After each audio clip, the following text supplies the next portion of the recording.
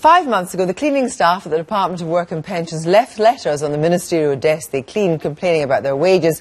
And now, rather than the minimum wage, their demands are to be met and they'll be paid the living wage. That's £7.45 outside London, £8.55 in London.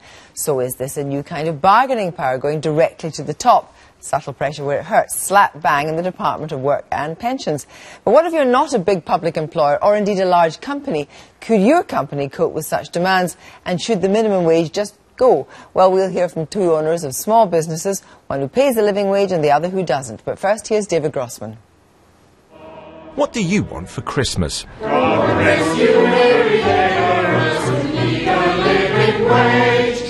For these people campaigning outside the Department for Work and Pensions in London, it's a pay rise, and that is what they've won. 450 low-paid catering and cleaning staff working for the government contractors Telereal Trillium will, from April 2014, get paid what's known as the living wage. At the moment, the national minimum wage for those over 21 is £6.19 an hour. Employers have to pay this by law. But over the past few years, a campaign has grown to say this isn't nearly enough to live on. £7.45 is the figure, we're told, that's required to meet the normal costs of living. It's called the living wage, and it's higher in London at £8.55 an hour. Although there are clearly tidings of great joy here at the DWP tonight, let's be clear on what happened. The DWP maintain they didn't make it a condition that the company pay their workers more, and the company says that they are absorbing the full cost. So it's difficult to make the case that this is a profound shift in government or party policy. No, what we might be witnessing here, though, is a shift in industrial power in Britain, the rise of something like soft industrial power. The living wage campaign gained national prominence over the summer when Newsnight reported that government cleaner Valdemar Ventura had left a letter on Nick Clegg's desk asking to be paid the living wage. He was moved on to other duties, although Nick Clegg has written to his employers asking for Valdemar to return. This caused me a lot of problems. Stress, I didn't sleep, I take some painkillers in the first 2 months. And my wage is down, my family as well, give me a lot of support, but it's not easy to pass now. Now I'm very happy because I know so many politicians give me support. The living wage for the UK is calculated by Loughborough University. They take into account such factors as rent, council tax and childcare. What their computer spits out, though, is lots of different living wages, ranging from just £6 an hour for someone in a childless couple to a whopping £18.57 an hour for a lone parent with 3 children. These individual living wages are then weighted by how common that group is in the population as a whole to come up with one national figure. The politicians do seem to be getting on board the idea of a living wage, from Boris Johnson in London, Nick Clegg and David Cameron in government, and Ed Miliband in opposition. He says a Labour government would name and shame big companies who don't pay the living wage. In Scotland too, the Scottish government and many local authorities are now committed to paying it. Obviously, increasing the lowest rate of pay in the council to £7.50 an hour at the living wage rate, just 5 pence above the recommended rate, does come at a cost, but we've looked at all those numbers very carefully. We can afford it, and as I believe, it will not just benefit the employees who receive the £7.50 an hour, some 2,000 in Edinburgh, it will also benefit the local economy. So whilst there might be a small cost to implement it, I think the greater good for Edinburgh outweighs that, because it will generate income spending into the local economy. The costs for businesses vary. According to research from the Resolution Foundation, the living wage would add considerably to some sectors. For example, bars and restaurants rising 6.2%, general retailers 4.9%, and food and drug retailers 4.7%.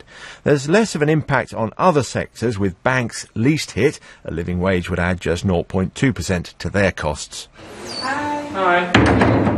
Robert Kilgour runs a string of care homes in Scotland. Local authorities are his biggest customers.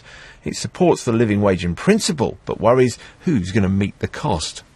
At a time when we're all struggling, and in my view councils are struggling as well, So it is really just such a poor and a bad time, in my view, to it doesn't make any sense at all to be introducing it in at this current time. Having it as an aspiration and a goal that we should all be looking to get to in 4 or 5 years' time or something, and work out a way together of how to get there, then fine, I'm all for that. But to force us to do it when we have nowhere to go. Meanwhile, at the DWP, the campaigners are sending a thank you to the Minister. The impact of moving from the minimum to the living wage is clearly huge for individuals. It's less clear what it means for the economy as a whole, and what it means for taxpayers and consumers whose own finances are already under pressure. The politics, though, seems to be moving more and more in its favour. David Grossman, well, Jan Cavell runs her own furniture company in Suffolk. She has 30 employees and is against the living wage. Miles Carroll is the chief executive of an online payments company in Stafford that employs 16 people. He renegotiated deals with the companies providing his office security and cleaning to ensure everyone was earning the living wage. Miles, you didn't get letters on your table, but what persuaded you? I think it's always the right time to do the right thing, and when we saw the campaign, it really struck us as the appropriate thing to do so that we could run our business in the best way that we can by attracting the right people, retaining those people and making sure our customers are well served. So you're saying that rather than even an economic argument, it was a moral argument, or was it a moral argument with an economic benefit eventually? I think we made the moral decision first and then we backed it with good business. But that's not possible for you, Jan, or it's not what you want. Oh, I mean, I would love to be able to pay all my employees as much as possible. You know, it's not a question of that. It's a different type of business entirely. It's a different structure. I'm in manufacturing, which is very different, of course, from you. And in fact, I'm in a very specific part of manufacturing in furniture, where we've got no direct competitors. We've got lots of competition, but nobody quite does the same thing as us. And therefore, we can't get, for certain areas, including particularly the making side, we can't get people so to come in ready-skilled. So you're actually training. So basically, you pay the minimum wage while you train them. Absolutely. And, you know, there isn't, because I've tried, the right equivalent on government apprenticeship schemes. But actually, financially, have you looked like Miles to say eventually it might benefit you economically? I think it wouldn't, for a variety of reasons, because we can't get that skill off the street. So we've got to do the training. So what you do is you subsidise it for the first 2 or 3 years until they're trained up? Yeah, I mean, we have to. What would be your argument, though, to say that Jan should just take the leap anyway and see what happened? I think customers will follow value. They'll understand what a business stands for, and they'll buy into that. So we're all about innovation, quality and excellence, and that comes from our people, not from our computers. So that when you're actually going out looking for business, you promote it rather like a kind of calling card? I can absolutely say categorically in the last 4 months we've won business off the back of promoting this. We promote excellence as well, but we promote excellence from training our staff to be very skilled craftsmen, and that takes time and going through a process.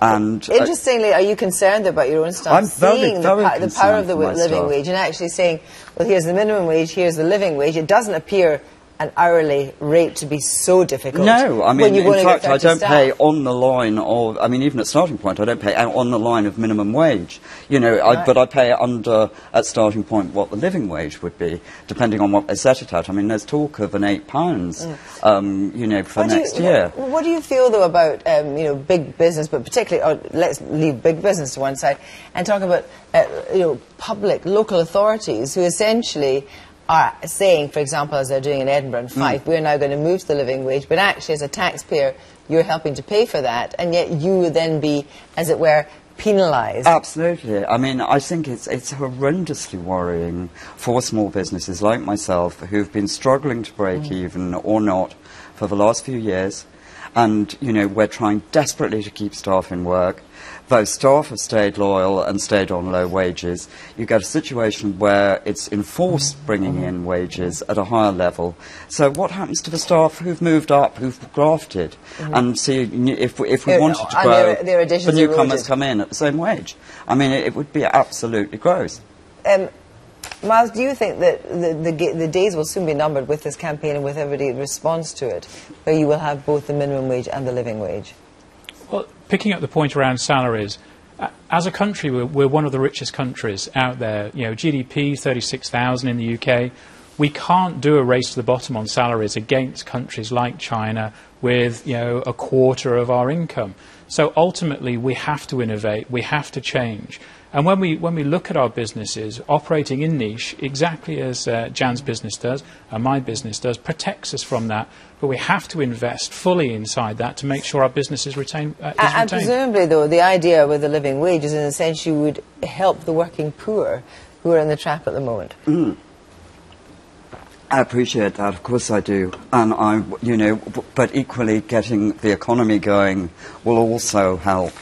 And you know, I just find it the most mammoth government doublethink that they can ask us to buy in to, you know, understanding that it's the age of austerity because there isn't any money available. Yet they can turn around and say to businesses who they actually are asking to rescue from the whole thing, from this whole thing, and they can say to businesses, well, you may not be able to afford it, but you've got to pay out anyway. I mean, you know, where on earth's the justice in that? Thank you both very much indeed.